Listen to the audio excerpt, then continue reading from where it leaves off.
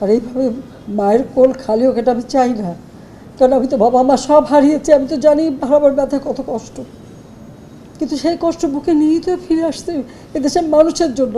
এখানে আমার তো কোনো চাওয়া পাওয়া নেই। এই কোটা আন্দোলনকারীদের কমপ্লিট শটডাউন আর তার ফলাফল আজকে এই অবস্থা। সমস্ত দাবি মেনে নেওয়ার পরেও তাদের আর সেই শাটডাউন শেষ হয় না, কী কারণে আমি বুঝি না। আমরা তো সম্পূর্ণ দাবি মেনে নিয়েছি, একটা মানলে আর একটা, আরেকটা মানলে আরও একটা, আর এর ফল আজকে জ্বালিয়ে পুড়ে সব একদিকে সরকার, আর আজকে কত মানুষ জীবন হারালো, কতগুলি মানুষ পঙ্গু হয়ে যাচ্ছে, কতগুলি মানুষ। এবং ঠিক এই 2001 সালে এরকম তাণ্ডব বিএনপি জামাত জোট চালিয়েছিল। আওয়ামী লীগের প্রায় 21,000 নেতা কর্মী হত্যা করে, কত মানুষ গুলি খেয়ে তাদের ঘর বাড়ি হাত পাকিয়ে দেওয়া, চোখ তুলে দেওয়া, মেয়েদের রেপ করা, এই তাণ্ডব ছিল।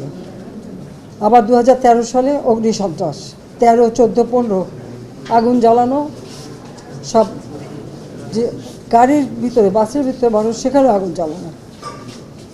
23 সালে সেখানেও সেই তাণ্ডব, আর প্রতিবারই পুলিশের উপরে আঘাত, পুলিশের হত্যা, মানুষ মেরে ঝুলিয়ে রাখা, পুলিশ মেরে ঝুলিয়ে রাখা, গাজীপুরে আমাদের কর্মী মেরে ঝুলিয়ে রাখা।